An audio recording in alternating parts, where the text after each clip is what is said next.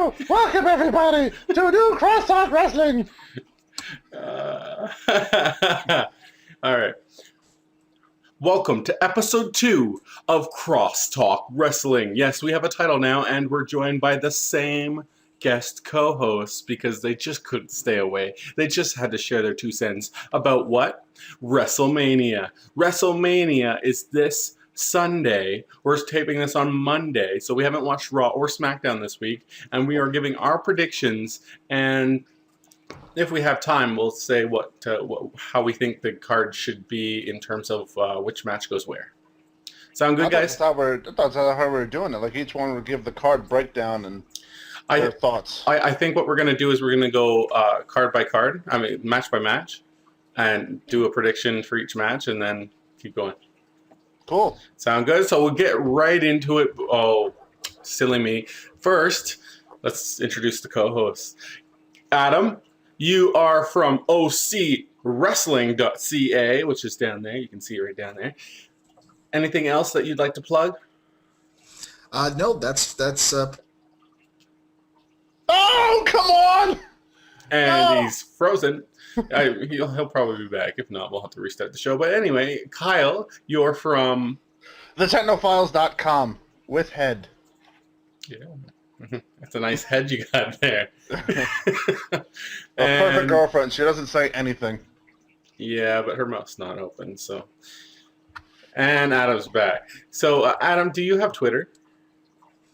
Actually, no. I think I'm one of the few people who hasn't yet joined the Twitter army at The Twitter sphere? We're going to have to get sphere. Adam on the Twitter sphere. The Twitter universe, if you will. Yeah, it's not a WWE universe. No, it's a Twitter universe. Okay, so we'll make sure Adam gets on the Twitter so that he can start promoting his products. That being himself. What products? Yourself. I'm surprised. You have a fan page. I guess I do. Yeah, you can link that with your Twitter. Okay, fair enough. Oh, yeah, it's more promotion. It's smart. Smart guy. Yeah. This So, show not brought to you by Sprite. I don't know what you're talking about. They're going to sue me. No, I'm kidding. You should have taped that up. Anyway, so the first I didn't match see it. that I we're going to covered it. talk about for WrestleMania is the highlight of the night, the Divas Tag Team match. Oh, my highlight. Wow! So it's basically Beth Phoenix and Eve Torres versus Kelly Kelly and Maria Menounos. And this started off by Kelly Kelly being on Maria Menounos' show. Do we know what that show's called? Because I have Extra. There we go. Okay, I don't watch that crap. And then Beth Phoenix and Eve Torres came in and said, "Oh, why are you interviewing Kelly Kelly? I'm the world champion." Blah blah blah. And they had a little, not sex, but they had a little fight. That would have made the show better. Yeah, Is probably. this sex? Yeah. This is the international internet That's symbol Phil's. for sex, That's so Phil's sign. Yeah. His sign language for sex. Yeah, is this. my wife is very unhappy. I really hope I don't see a porno with you in it, Phil, because if this is I don't think you wanted to see that in the physical first place. representation of sex, that's pretty... Phil in the porno's like, bound It's chicken. pretty It's puppet sex. Anyway, back to the match. Go on, Adam. What's your take? Just go, do whatever. Yeah. What's your take, Adam? Let's just take the focus off me and my genitalia here for a minute. Well, I think that I can pretty much echo the sentiments of you guys in saying that it's a pretty disappointing match to feature the Divas, especially when we've seen so many great talents, not only showcased, but also a lot of them come into their own in the last year. I mean, in terms of actual talent that's there, you've got Natalya as a potential opponent for Beth Phoenix. You've got Tamina, who I really enjoy. And even to a lesser extent than that, Eve Torres isn't a terrible worker. And then you've got, girls like Kelly Kelly and Alicia Fox, who, yes, although still nowhere near the league of those other girls, have really done quite a bit to improve in the last year. And then, you've got the rest after that. Or even AJ, although I think her storyline with Daniel Bryan is pretty much taking precedence right now. Even still, that's the match that's been set for us because we need a celebrity, I guess. I think that it's a no-brainer that this goes on before the main event to cool down the crowd. I'm pretty sure that's where it will end up, and I'm pretty sure that's what you can expect. Kyle? I have to say, I probably will have to agree. It'll probably be the cooler before the Rock Cena main event because everyone's going to be... How I break down the card, as we'll talk about later on, is how it should be.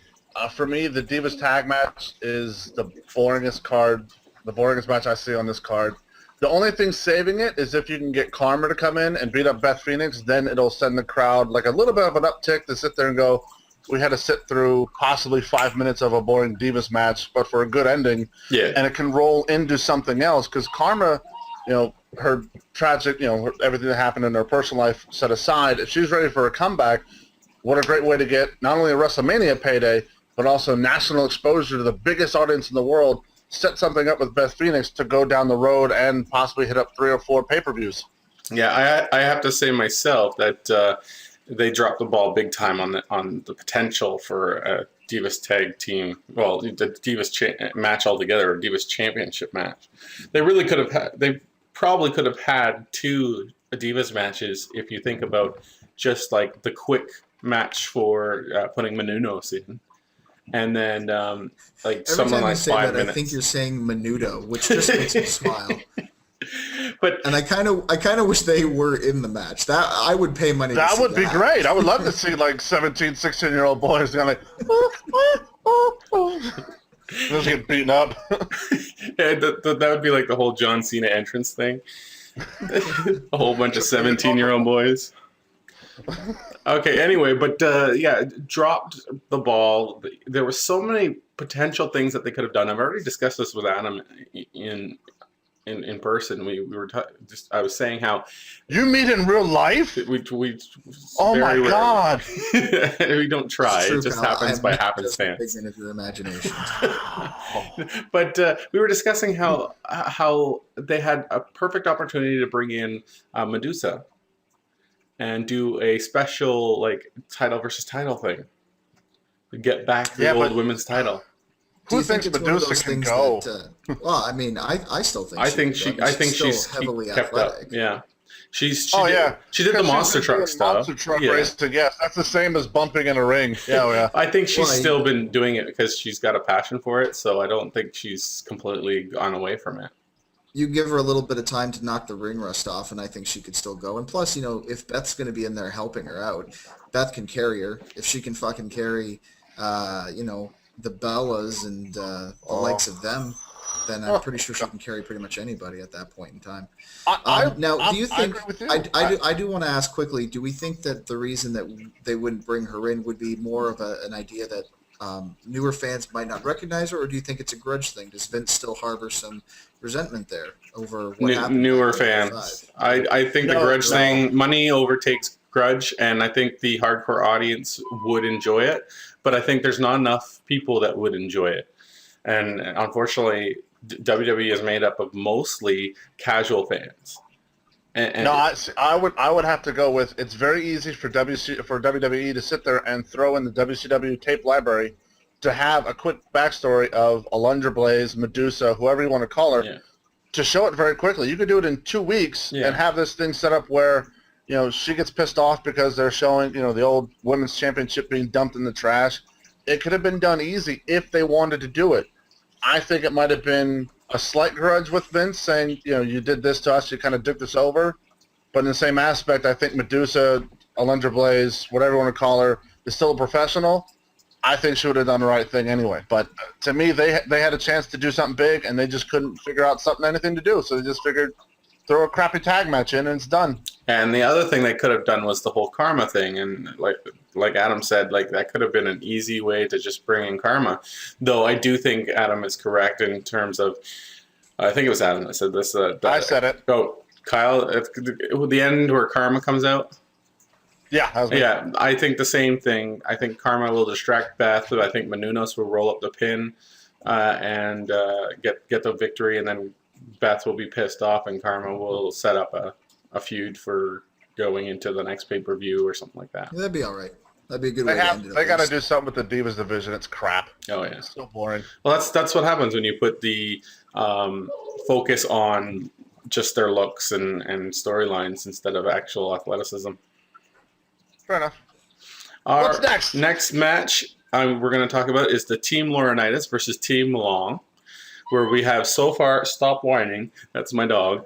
Not a fan of that match, obviously. No, he's not. No, I don't think anyone. Well, I guess some people are, but I am. I'm a big fan of that match. I think it's great. I'm all for it. so announced so far is David Otunga and Dolph Ziggler and Jack Swagger and Mark Henry and Christian, and supposedly there's another one that's going to be announced versus Santino Marella and Great Khali and Zack Ryder and Kofi Kingston and R-Truth and again another to be announced. And there goes my camera. No! That would be the dog. This is what happens when life sucks. It's a dog.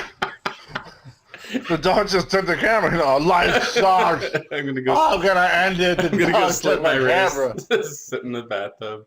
Uh, Freaking dog. So first of all, who's the two to be announced? I'm going to go with, for Team Long, I say Mick Foley. Okay, and Because that has back history with the Royal Rumble whole thing. So there's at least a little bit of a backstory to at least throw Foley in there. Plus, it gives him a WrestleMania payday, and the fans will be happy. and Laurinaitis team.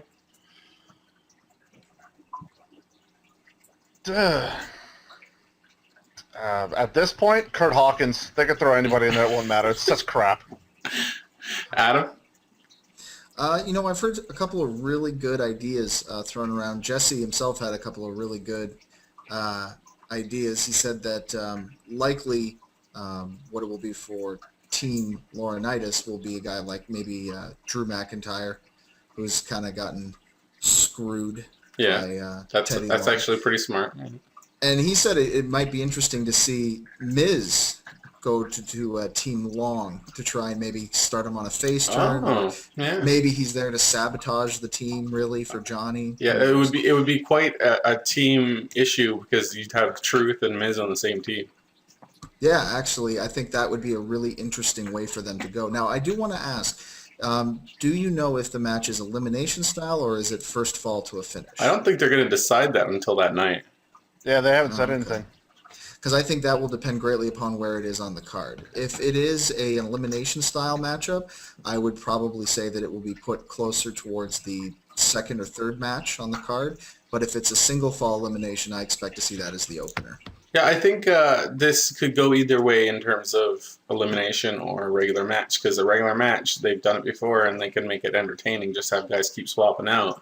Elimination, you could do the exact same thing. It's just you can't end it with like the finishing moves ending. You know what I mean? Like everyone does their finishing move in order, and then something happens at the end, and you get a finish. We'll take All right, last yes, year. sir. That was really the finish to the big eight-man tag, and that's essentially what happened. Everyone got in there, did their finishes, and that was it. Someone hit with a schoolboy roll-up, and it's over. So I'll just say my I forgot to say my thoughts on who's going to be in it. I think for Team Long, we're going to see Rey Mysterio come back. And I think for Team Laurinaitis, we're going to see it be The Miz. Because Alberto Del Rio said on some interview that he was told that he's not going to be in it. Which could be a cover-up, but so far, I think he's not in it because he said such bad things about The Miz in an interview, and that's shunned upon when you're not supposed to be, you're not supposed to break kayfabe in interviews. Oh, they broke kayfabe with those stupid T-shirts. I know that, and they got a lot of people looking down on them because of it, especially some of the wrestlers in the back.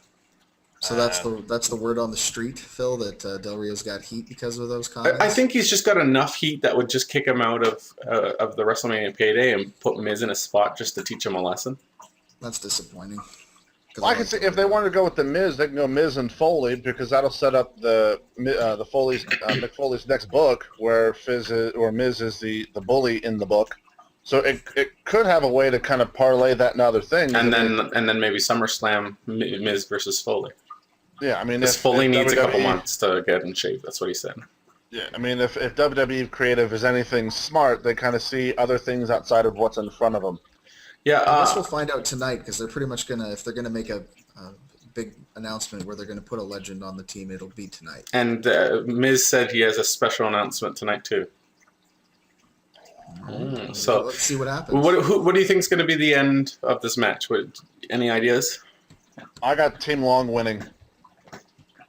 Originally I was going to go with Team Johnny, but after talking to Jesse for a little bit, he did make it clear, to me anyway, with a lot of the points he had made, that, yeah, it does make a little bit more sense for Long to go over. Plus, if it does end up in the opening spot, as I predict, it's likely that they're going to open up with something, big babyface win to start the show off hot and Yep. the fans. That's the only way they can keep it. It hasn't always been that way, but that's what I think that they will do. Yeah, that's the only way you can keep it so that it makes sense that no interactions happen during the matches. Because if Laurinaitis wins, he'll want to interfere in matches, which could end up happening too. It might make things interesting, but I believe as well that it's going to be Theodore Long winning, and then Laurinaitis not having any input for the rest of either the rest of the night, or something happens on Monday. Who knows? But them, they tend to like to drop the storylines.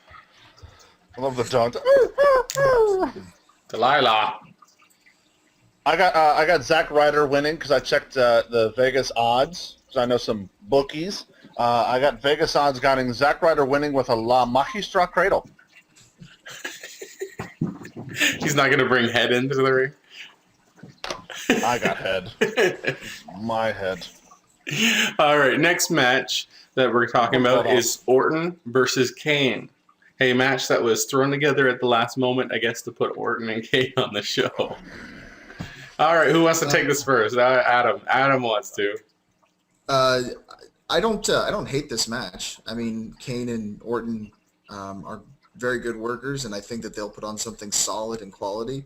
I really do feel bad for Randy Orton in this spot because, throughout the fall, he really did his best to get other people over and really tried to give other people a shot at the top. And I assumed that the thinking behind it was that, well, I'll let these guys take over and then work my way back into that main event area around Mania, which, in my opinion, I think that they were planning on doing until he got hurt. So it's really an unfortunate circumstance for him. This is, I think, really a story of two guys who came back and had a lot of heat, and then they've both kind of cooled off. I think that Kane has really lost his momentum since the Cena feud, and Orton just hasn't been able to bounce back from his injuries yet. He's still over and still very popular, but, I don't think it will be a bad match by any means. In terms of placement on the card, third or fourth. I don't see it being anything special. This one is another one that could open the show, but I don't think it's got enough traction for it to do that. Kyle? Yeah, I got to go. The whole Orton-Kane thing just seemed kind of thrown together last second. Like, it really has little to no backstory. It doesn't really grab my interest. I'm with Adam. I could see it going on the first part of the card. I could see it curtain jerking, only because it's a quick match. It's something, both two over superstars, gets the crowd going. I see Orton going over Kane because Kane, they don't really have anything for him. Like, they don't put him in the title picture at all, but this will help Orton propel him to the top, which later on we'll talk about that later. So I got Orton going over Kane. I say it's going in the first match. I think this is a weird situation because I guess they didn't know what to do with these guys. They said they had these two guys just like, we don't know what to do. We have matches set up for pretty much everyone else, and why don't we just throw these two guys together? There's no proper build up. The build up is I'll attack you, you attack me. Who cares? And we've seen that in the past, and in some cases it turns out really well because two guys just managed to have a good match, which is why I'm not completely disappointed in this, because I do believe that those two will put on a good match given their history and their abilities. Unfortunately, a good match does not matter in this situation because it comes to build up, and the build up leads to views, pay-per-view buys. And unfortunately, when it comes, whether the match is good or not, it's going to be nice, but it matters. The build up is what matters most to get people to buy the pay-per-view. Yeah, and there's no build up on this one. And that's definitely the case, absolutely. So I think the smartest thing that they could have done was to put Orton on Team Long or something, and then put Zack Ryder versus Kane to continue that feud. Yeah. and I was then completely have expecting them to do even that, there. and that's what I was hoping for as well. Yeah. I know it wasn't. The feud was over. They could have continued it. They could have kept it prolonged for WrestleMania, and it would have gotten way more interest than this match. But I think maybe with that, if they would have gotten a better Divas match, then that would have freed up Eve to go in with the Zack Ryder versus Kane thing at WrestleMania. It would have freed her up. But since they didn't get a good Divas match, they kind of just threw her to the side, and Ryder got tossed aside, and then they had Orton versus Kane for no reason. For all I care, they're going to put Yoshitatsu versus Tyler Rex for this spot, and it would have cared as equal. Yeah, I think Would this not have is mattered. a perfect example of them focusing too much on the main events, and again forgetting or putting last minute things together for all the other matches. And that's the biggest problem with WrestleManias, is that they just focus on the big time matches, and who cares about everything else? We'll just throw it together, no one will care, and whatever. Don't buy it. No one will care. Exactly, and that's unfortunate because I want to see a top to bottom solid card. Well, I think also from a marketing standpoint, I think maybe what they're trying to do is that, putting so much focus on the big marquee matches, it's like the old idea of, star power, right? You put your big stars on top to draw in the people, and then you use your undercard to sell them on what you're all about, kind of thing. Now, I don't know if that is the strategy here, but it is one potential reason why it's being done that way. I also do agree that the build-up for this year's WrestleMania has been piss poor at best. Yeah, aside from the main events. The main events have been pretty good. Well, Who doesn't know Rock versus Cena at this point? yes, but this still has been well put together. The feud and the build-up towards it, yeah, but the rest of the card just seems kind of hodgepodge. Oh, yeah. Like, we got Rock versus Cena, we have 2 titles, let's throw them on there, and everything else is like, who wants a payday? But we'll go into a title match. Cody Rhodes versus Big Show for the Intercontinental Championship. The whole premise was that Cody Rhodes started making fun of the Big Show for all his WrestleMania moments, which was great. But what do you think of this match? Who's hungry for some food at WrestleMania? The way I see this one looking, I look at like they're trying to build Cody Rhodes into a legitimate main eventer. Mm-hmm. So the best way to do it is to make him go against one of their biggest guys, kind of like what they did with Rey Mysterio, to have the little young underling kind of beat up on the big guy. Even if he falls David short, and Goliath. even if he falls short, he'll still look good in the eyes of the fans. Like, he tried, went up against the biggest guy they could find, still lost, but put up a hell of a fight. So I see it being a competitive matchup. I don't see a lot of suplexes from Cody. I don't even see a body slam coming, nor a headlock. I see a lot of running and kicking. Yeah. So I'll have Big Show going over Cody Rhodes in about 10 minutes of a matchup. Really? Yeah, I see it going 10 minutes, just to kind of give Cody Rhodes enough time in the eyes of the fans, enough time to show he can run with the big guy, can do work, and still pull off, come close but not close enough. Adam? Completely agree with Kyle on everything. I see Show going over clean as a way to allow him to step down while a guy like Cody Rhodes takes that next step up towards the main event. And timing sounds right in terms of placement in the card. I probably see it on the second half, but I think it'll be good. I'm actually picking this as my sleeper match. I think that they'll have potential to have a lot of great interaction there, and I think it actually has potential to be a really great match on the card. I see Cody Rhodes going over with cheating to win. I think he'll do something to cheat, and I wish this match was some kind of like no disqualification or grudge match, something like that. So it would give more for Cody Rhodes to more likely to win type thing, like a bigger underdog type issue. You never know what could happen. I mean, like, if Team Long happens before this and Teddy wins, he could easily make it no DQ because he's seen Cody Rhodes cheat in the past. So, the card, as always, is subject to change. So anything can really happen. But for me, Cody Rhodes winning doesn't have as much of an effect as him losing, but trying. Whereas Big Show winning doesn't really elevate him, doesn't really, drop him down, just kind of keeps it even keel. But it still shows Cody at least giving it a try. I can see him trying to throw high-risk maneuvers, going outside, trying to keep the match rolling, and lots of moving. So you can say Big Show wins, but it doesn't really propel him. It doesn't really do anything. I mean, you can have Cody winning. It doesn't really do anything in the winning aspect. Yeah, well, Cody, if he wins, it does more for him in terms of pushing him to the main. Not if he cheats, it doesn't. Because I think either way. If he cheats, then it kind of just makes it look like, you could have put wrestler A against Big Show, have him cheat, and he does what will normally happen. But you have Big Show winning, Cody Rhodes actually legitimately trying. It'll help Cody Rhodes in the long run. Do you see, I see the typical thing that happens for a wrestling match like this is that Cody does whatever, he wins, and then Big Show gets the quick revenge by choke slam or knockout punch, just to make it still a happy moment. No, I can see Cody. If Cody were to win, he gets out as quick as possible and starts laughing up the ramp. Adam? I mean, I completely agree that I think that it makes much more sense to put Big Show over in the sense, not just because of the factors that we've already mentioned, but also the build-up as well. I mean, for weeks upon weeks, Cody Rhodes really has gotten the verbal upper hand on Big Show, and even on, I don't know if it was SmackDown or on Raw, but just Cody handcuffing Show and then, beating him up.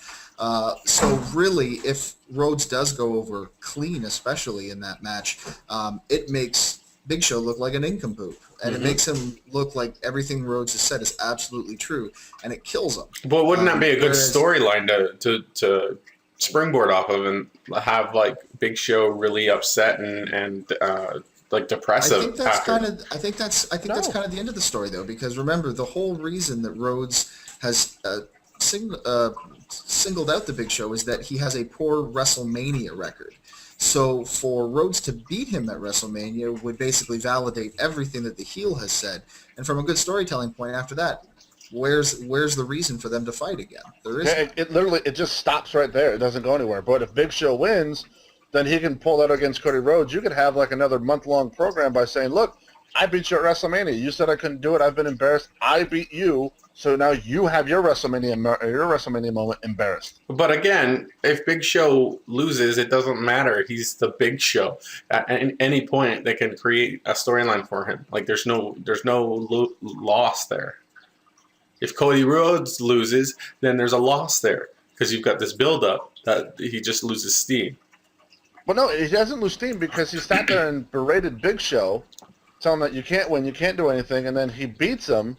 It just proves him right, and it's all right, you just move on, and Big Show's stuck with nobody. Cody Rhodes goes to whom? He doesn't have anyone. He can go against Sheamus. No, dear God. For the title, it's just a little of a giveaway for my prediction later. But no, like I said, with Big Show winning, it keeps their program going for a little bit longer because then you have Big Show using his WrestleMania moment against Cody Rhodes, against Cody, and then Cody's trying to get his revenge back. So it can prolong the feud a little bit, keep Cody Rhodes showing that, he can keep trying and trying. Maybe Cody Rhodes wins in the end, not at WrestleMania, maybe at SummerSlam or some other event. But for right now, I got Big Show going over. That way it helps Cody Rhodes in the eyes of the fans to show that he ran with a big dog, lost, but lost trying. And at least propels the feud a little bit longer.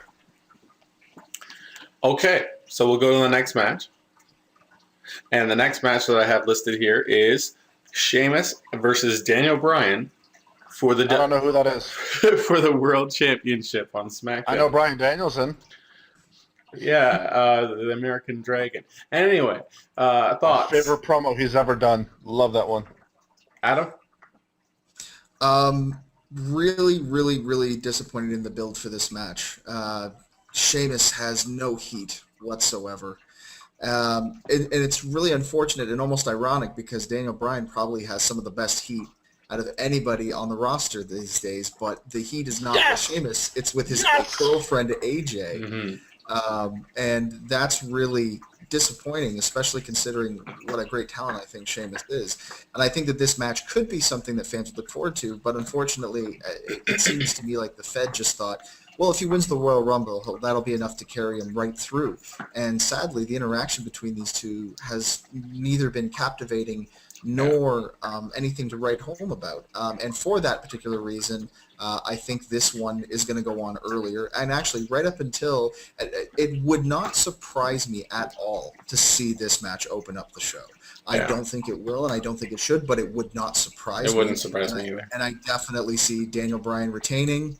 Whether that be through hook or by crook depends on how much they want to bring down Sheamus at this point in time. Kyle? Oh, I was waiting for my cue. I think you're absolutely. I think you're right, fella. The build-up for this match has been piss poor at best. Just because you won the Rumble doesn't, you still have to show you can at least carry a program. You got to do something. Daniel Bryan has been magical on the stick. His interactions with AJ has been fantastic. He's been trying to help Sheamus along, but Sheamus doesn't really kind of talk well, which is odd because they're really pushing, WWE is really pushing him to be like the new face of WWE, but I agree with Adam. I could see this going first, kind of like what they did last year with Edge. But I'm going to have Sheamus winning with AJ screwing over Daniel Bryan. I think it's the most obvious prediction. Adam, what was your prediction for it? I still think D. Bryan is gonna retain. I think that the AJ Bryan course or story has not run its course yet. I think that we've only just begun to see the ways that Daniel Bryan can abuse her, and I think that they're gonna let it go a little bit longer. And I think again, because of the way that Sheamus has been the last few weeks, I don't think they're gonna pull the trigger. I wouldn't have a problem with it because I am a big fan of Sheamus, and I think he definitely should be that next guy in line to be the face of the company. But I don't think at this point in time that's going to be the way to go with it. I think that there is still gas in the Daniel Bryan AJ tank. If it was Daniel Bryan going against the Big Show, I could definitely see that because this whole story started with him. That would have been perfect. In a perfect world, that would have been my main match that I would have booked. But because it's Sheamus and because there's still, I think, some gas in the tank, and because at this point in time my predictions are pretty lopsided towards the baby faces, I'm going to put Daniel Bryan over on this one, and I just think that he's going to take it. He's going to retain. I think you're being a little too hopeful. I think WWE and their most likeliness is to have AJ turn and help Sheamus. It just makes the most sense in this situation. I think it'll happen after something exposes Daniel to her, not in a perverted way, but this show is very perverted. I was about to say, Phil once again mentioning genitalia and sexual things. Something weird will happen. But using her as a shield and stuff like that, it's just going to get to her during the match. I think they're going to do it a couple times and build that towards her kind of figuring out and throughout these little incidents going, oh, I see what's going on here. And then like screwing him over in terms of probably he'll ask for something to be thrown to him or grab the leg. I love grab the leg. It's just something, and she'll be like, she'll be reluctant and not do it. I will say this: I really can't wait until they finally do have AJ see the light, because I'm really interested to see how they have Daniel Bryan played up from there. But I would love to see him do the slimy cattle mutilator. Well, no, not only that, but him doing the slimy boyfriend, trying to beg for her forgiveness and see all the different ways that he could do that kind of thing. I think he'd be really entertaining. I think the only way you could have Daniel Bryan win this match is if he does that whole AJ thing and she's reluctant on helping at the end. Stop it. Thought you had cops outside. She's reluctant at the end and doesn't help him, and then one of the Bella twins come in and help him. Well, I can see that happening afterwards. Like if AJ does something to screw over Bryan Danielson, I'm never going to Daniel Bryan. I can see that going on. I can see that going on where he starts to roll in with the Bella twins, and something happens, and they try to spin his real life off-screen romance with one of the Bella twins. and roll it into a storyline with AJ, I could see that happening.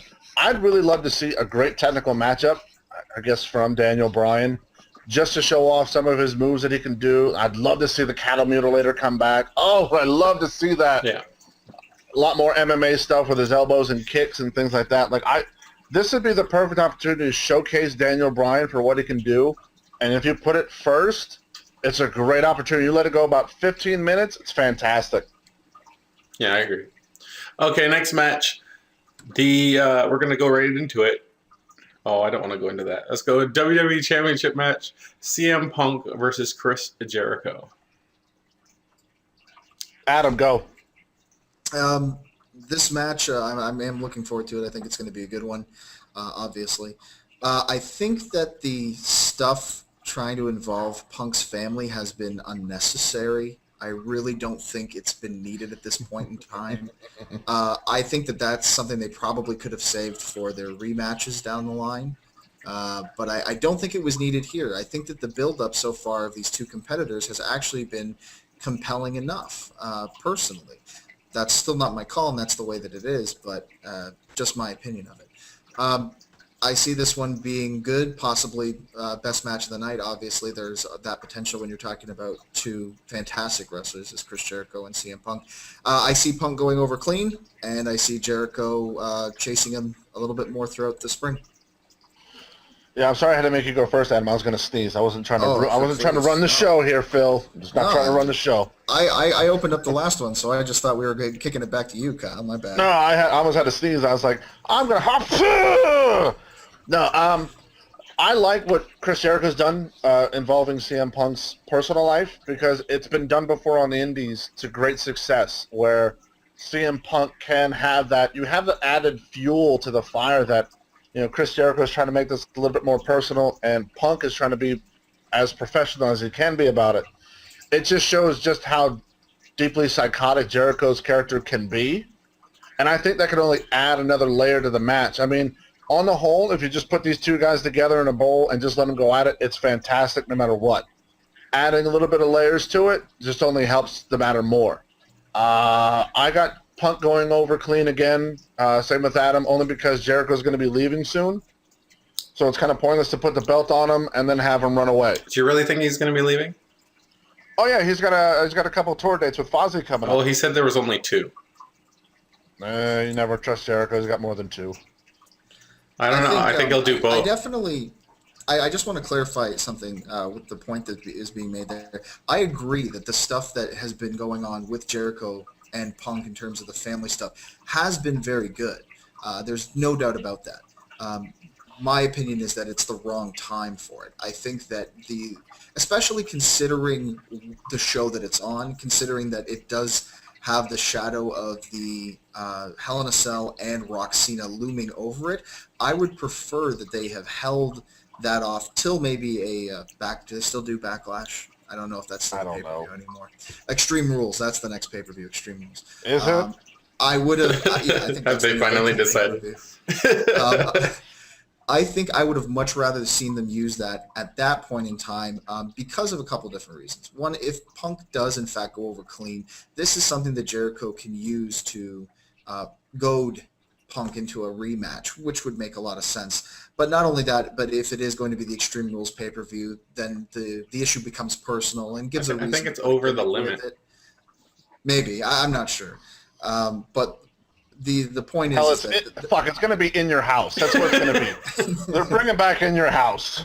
But it will also allow that story to take center stage as opposed to just being the third main event at WrestleMania, which I think would be a bit better for it to be having those kind of storyline elements brought to it when it can be the focal point of a pay-per-view as opposed to an afterthought behind the Attitude Era show. Well, this is going to be a highlight in terms of wrestling for WrestleMania. I think you're definitely getting like a best in the world versus a best in the world match. You're at what he does. And that's the whole thing. He's got the best in the world and the best in the world and what he does. In any case, it's going to be a really good match. I think it's going to steal the show in terms of wrestling. But how it's going to end. I see it going both ways. I keep being indecisive about it because if Jericho wins, it gives the rematch ability, the big rematch stuff. I think Jericho having the title until SummerSlam would be a smart move, and then having CM Punk finally win it back. But it looks more likely if you look at all the other the rest of the card, it looks like CM Punk would be the smartest thing to put over on this match. It doesn't matter who wins. It really doesn't, because at the end of the day, you can always rematch them. This one with no problems whatsoever, and put it back to the way it was. So they'll both come off the same. It's going to be a great match. Who cares? How awesome is that both WWE champions are fantastic mat wrestlers? Yeah, both with the same type of background too. Yeah, you can put them in any kind of match against anybody, and they can go. The thing I've noticed is that WWE apparently doesn't have a problem rehashing old Ring of Honor angles, i.e. the Summer of Punk. Mm-hmm. If they really wanted to, because what I saw them doing with the Jericho, your dad's an alcoholic. Okay, I won't talk about your dad, but your sister's got a problem. I can kind of see them doing what they did with Tommy Dreamer and Raven, taking CM Punk, tying to the ropes, and forcing a beer down his throat. Jake the Snake and Jerry Lawler. Yeah, there you go. Yeah, it's something that's been done before, but it's still the WWE fans wouldn't know that because Exactly. Ring of Honor is not that big unless you're from the Philadelphia area or you're a big tape trader. So that angle itself has potential to where it could be fantastic, where you can force the straight edge issue onto Punk and fuel whatever they got going. So if you have Jericho win, you can kind of push that issue towards SummerSlam. It culminates and it blows out big. I've been waiting for them to rehash that same storyline, the same thing that you're talking about, the force feeding him of whatever. But do you think WWE would actually do that, especially with them being so focused on the wellness program and trying to get over in terms of that? And Wellness has nothing to do with alcohol. Yes, but the whole situation is that they're also trying to go PG, right? They're getting us slowly away from that. I agree. They have been. The other thing you have to think about is the positioning of it. It's not them trying to force. It's a heel trying to force the alcohol on the face, trying to show that he's forcing him to make this decision, as opposed to CM Punk who's saying, no, I'm making this choice to keep myself clean, which is great if you're looking for a role model towards kids. Which they I are. agree that it'd be really good. It'll be really interesting. It would work, but I think that WWE would be too worried to do it. Well, the other thing they could do, instead of forcing it down his throat, Jericho can knock him out and pour a beer on him, and it still have the same effect. Yeah. Where They did that with Eddie Guerrero. Yeah, and in that aspect, you're tainting his straight edge lifestyle without pushing the boundary too hard. Mm-hmm. So I mean, there's ways they can go about it if they're going to go that way. If you want to plan 3, 4, 5 months down the road. Anything else to add to that, Adam? Chris Jericho should drug his Pepsi as a joke. Or at least say that on Twitter. I told you you would put drugs in your system. Oh, that'd be awesome if they actually wrote the wellness program into the storyline. Hey, weird stuff is It's been done before. Yeah, but not to an extent where it would be like, oh, we're suspending CM Punk because of wellness program issues. I think that would be cool. And then that'd be a cool angle. Yeah, and then it's revealed that Jericho spiked him. Jericho crushed pills into his tried to date rape him. You can't get a wellness hit for Rohypnol. All right. Let's go on. I'm going to go with Undertaker versus Triple H, with Shawn Michaels as special referee in a Hell in a Cell match. Thoughts? This one's a tough one. I still think they're going to have Taker win it, only because he is the biggest dog in the yard, and he is the guy every superstar looks at and goes, we'll just follow his lead. Taker can say, we're all going to wrestle in togas, and everyone will go, we'll all wrestle in togas. He's got a great idea. We'll let him do it. Yeah, I think it'll be a very bloody match, because that's the only way it can top last year's. It has to go above and beyond what they did last year, and that's going to be tough in the terms of physicality. It's going to have to be bad. Do I see it going on top of the cage and someone going through the cage again? I hope not. No. I'm so tired of it. It'd be great if he pinned him on top of the cage. That would be fantastic. But I can also see Shawn Michaels turning on Triple H just because to prove to Triple H that he is still better than Triple H. Adam? No, I agree on a lot of those points. I don't necessarily think that they're going to need a lot of blood to or excess violence to make the match better. And I always have this conversation with another friend of mine, Danny, because he feels as though the quality of WWE programming would be a lot better if blood was back in the mix. But I always like to point to the Legacy versus DX Hell in a Cell match that they did a few years ago as a great example of a Hell in a Cell match that can be incredibly entertaining and still very physical and very violent without having blood in it. But that's another topic for another time. Whether they go with it or not, I don't have a problem if they do it. But either way, I think I agree the match itself should be very entertaining. At least in terms of a finish, I think to me, there's no doubt that Taker's still going to go over and continue the streak alive, and that it will be because of Shawn Michaels, so that we will see a potential triple threat and or Michaels Triple H 47 million at WrestleMania 29, which, don't get me wrong, I certainly wouldn't have a problem with. I've enjoyed every bit of their work that they've done, but I do think that is the direction it's headed in. So I see Undertaker over with shenanigans from the Heartbreak Kid. Shenanigans! Shenanigans. I actually, like I think I said before, well, anyway, I have a long, drawn-out answer to this of how I hope it goes down, which I can see it going down this way because it's WWE. So I'll just read it. I think things will get so heated at the end of the match that due to a close call, Taker puts his hands on HBK and gets super kicked. I think after that, Triple H goes for the cover. Shawn reluctantly goes for a 3 count as he knows it's not the right way for things to go. Count slow, but Taker kicks out. Triple H, mad at Shawn, gets more heated, and Shawn super kicks him. Taker goes for pin, reluctant 3 count by Shawn Michaels, and Taker gets the win.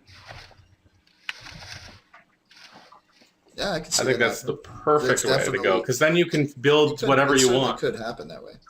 And I do agree. I think they are going. I think more likely than not, I could see a triple threat match next year with these 3 guys, and then have that go awry as well, and have Triple H versus Shawn Michaels at WrestleMania 30, have Undertaker versus some big name at WrestleMania 30, because I think WrestleMania 30 is going to need some huge main events. Well, I mean, here's the thing about that. Like, I mean, I don't know if that's necessarily the case. Like, I mean, if you take a look at the history, WrestleMania 10 was a show built on showcasing the new era stars of the WWE and some really fantastic wrestling matches. I mean, to this day, when you talk about great wrestling matches, 2 of the matches that always come up are the Shawn Michaels Razor Ramon ladder match and the Bret Hart and Owen Hart opener from WrestleMania 10. Not to mention, the incredible Crush Randy Savage Falls Count Anywhere match. No. Brilliant match. Oh, it's riveted. I should have said. I should have mentioned the Quebecers Men on a Mission match. That really was the one that took the show. And even WrestleMania 20 was the same idea. You did have a couple of returning stars like, Rock and Foley and whatnot. But God just came. You mentioned The Rock, and then suddenly the light. The most electrifying man in all of internet. It's actually my wife, who also deserves her own angelic light for putting up with me and allowing me to do stuff like this. I wish he'd hit you with a chair. Hit him with a chair! Just from behind, all of a sudden. Where's Jesse when you need him? That's fine. Put him in a sleeper! But even then, WrestleMania 20, there was a large focus on kind of the new talent.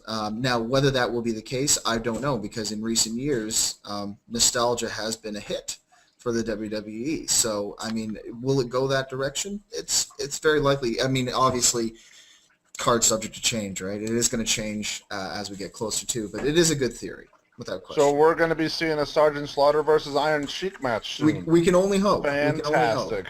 I really would like to see Sergeant Slaughter become humble. Oh, the big rumor as of late was Big Viscera being on the show for some reason, but no, that's gone. That's gone. I know. No. I don't want Big Vis, but I do want Big Daddy V. Yes. Whatever. Okay, let's go on to the last match. We're going way over time, but that's okay. It's WrestleMania predictions.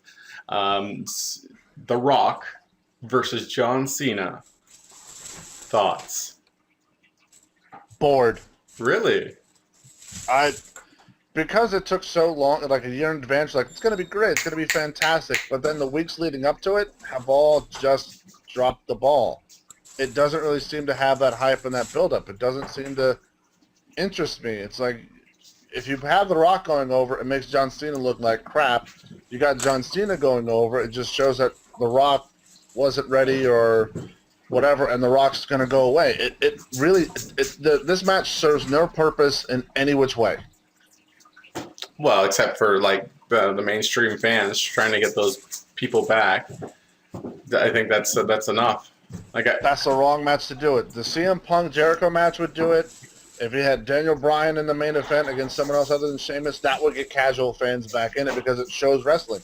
This is just, let's just put our biggest star now versus the biggest star we've had before. It's not going to go well unless they get John Cena to turn heel. I'm hoping. Because if it happens again like it did with Hogan, where The Rock was the babyface going in and then the heel going out, that was great. So I'm bored of this match. It does nothing for me, but I'd have John Cena going over The Rock just to keep status quo with he's still staying in the WWE, so we'll just keep pushing the guy who's going to be around a while.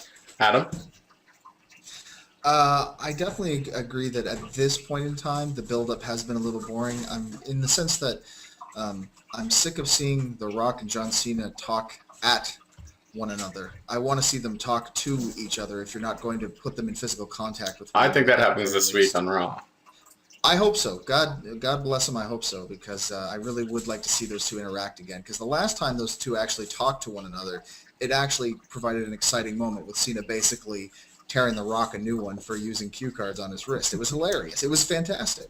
Now, in terms of what the purpose of this match is supposed to fulfill, I think that the initial idea behind it was to capture lightning in a bottle for a second time, because they did this with Rock and Hogan. Mm-hmm. Now, the advantage at that point in time was that they intentionally had a clear-cut heel and face with Hogan being the heel. Didn't quite work out that way, but that was just a nice little unexpected bonus for the WWE. Now, in terms of this match with Rock and Cena, I mean, there's no doubt that Rock will be going in as the hometown babyface hero, and Cena's going to get booed out of the building. There's no question about it. That could happen in Podunk, Wisconsin. Right. No one likes Cena. All I'm saying is that there's no doubt about it that he's going to be getting booed in that match. There's no doubt about that. Now, what I've heard is that the WWE plans on setting up a series of matches between Rock and Cena, with it culminating in their rubber match at next year's WrestleMania in Jersey. Now, I don't know if that is the case. But with that rumor fresh in the rumor mill, and the fact that we're in Miami, I do see them putting Rock over. I don't, if they are doing that series. If not, to me, the smart decision is obviously to put over John Cena, because he is going to be there next week, and Rock won't.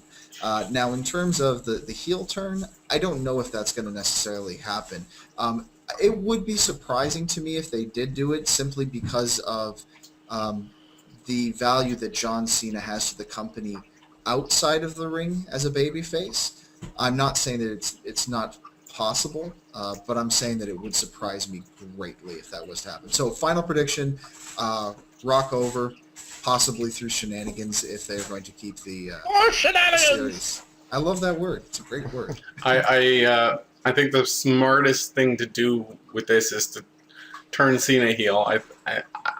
There's nowhere it's Cena. You can do anything with him. Like, you keep him face and it'll be fine. But I think the biggest thing that they're going to do is they're going to continue this and have another match with them on the next WrestleMania.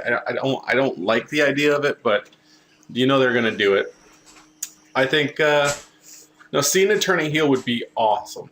Like, you could do it either way. Either person winning, and Cena can turn heel, and it would be very entertaining. You have look what it did to Hogan. Yeah, you have The Rock winning, and Cena just getting mad and trying to get revenge and all that stuff. Or you can have Cena winning by being a heel, by going not doing the right thing, and having it be questionable, or make it like somewhat on the line so that people are like, that's not like Cena. Why did he do it that way? And is he turning heel? And then everyone questioning him slowly actually turns him heel.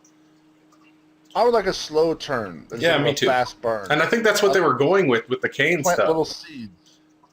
No, the Kane stuff was just him backing up his friend Zack Ryder and doing whatever and just having to go that extra mile to beat up somebody. But the Super Cena still came through and it bored the crap out of everybody. I agree, but I think that's where they were going. They were like seeing, oh, will this is he going to turn heel? They were kind of teasing it, but it didn't go anywhere. I think they started maybe planting seeds when he had that wrap off, because it kind of showed the attitude era, the small tail end of attitude era of John Cena, having that attitude, having that I don't give a crap authority kind of whatever, and then go that route with minus the rapping, but still have that attitude. If they would have carried it over, it would have been fantastic. Oh yeah, being that Cena for a heel would be really good. It would be amazing.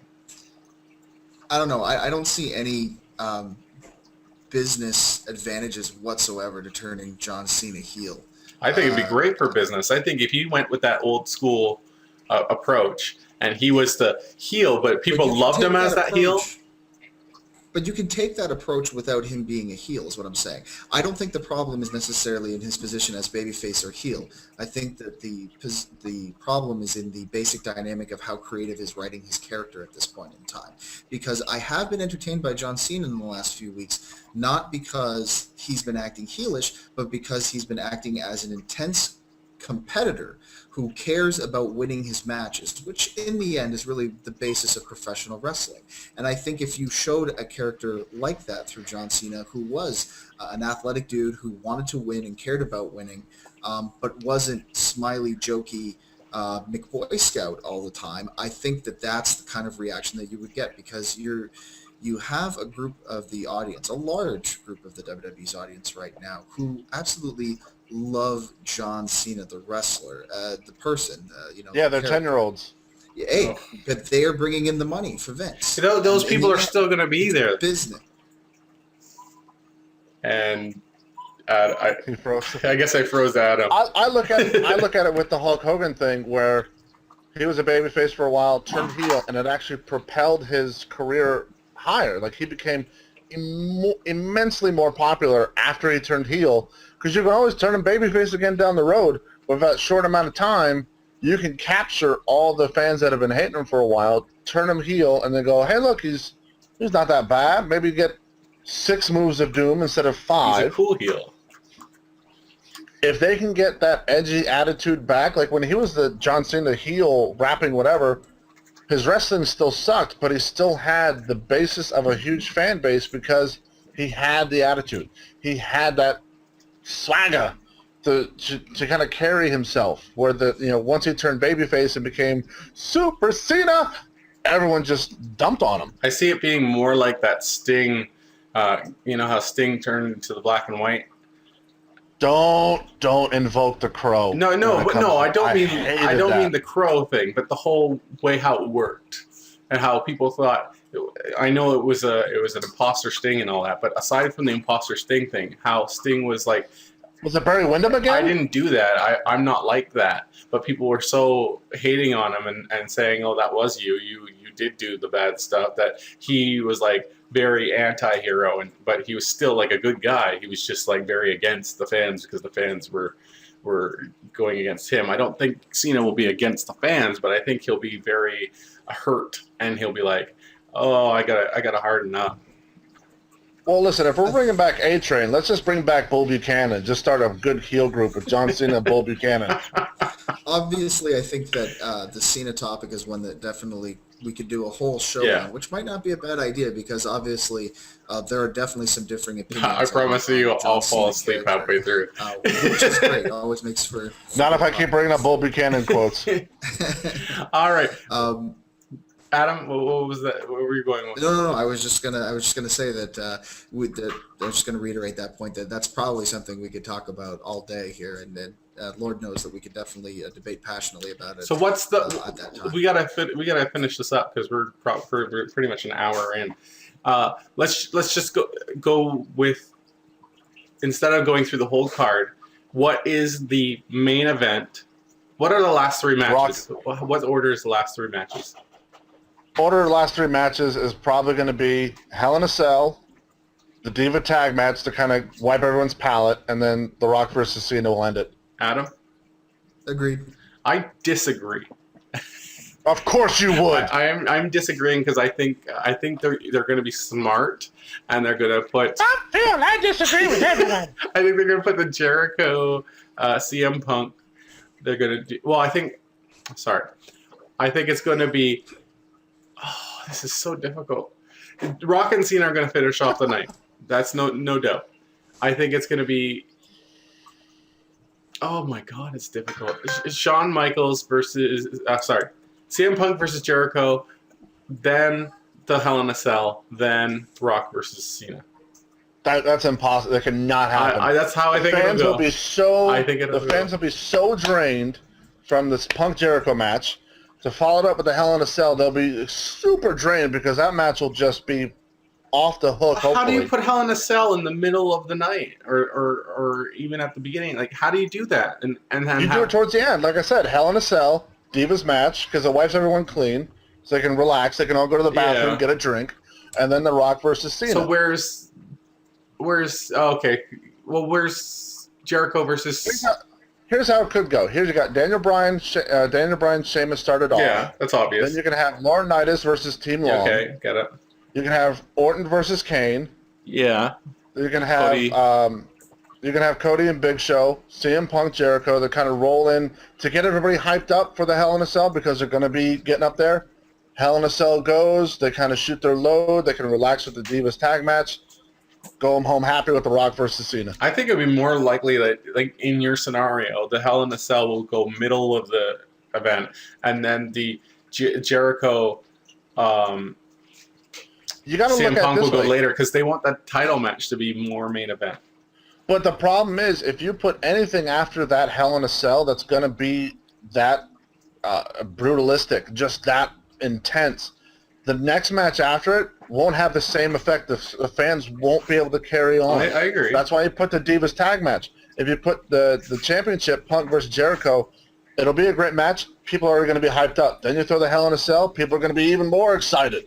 Throw in the Divas tag match, people can go to the bathroom, get a drink, come back, Rock and Cena, go home happy. I honestly hope, and I don't think it's going to happen. I think it's very unlikely, but I hope the Hell in a Cell is the last match. Not going to happen. I know, but it's still a hope. I think it'd be smart.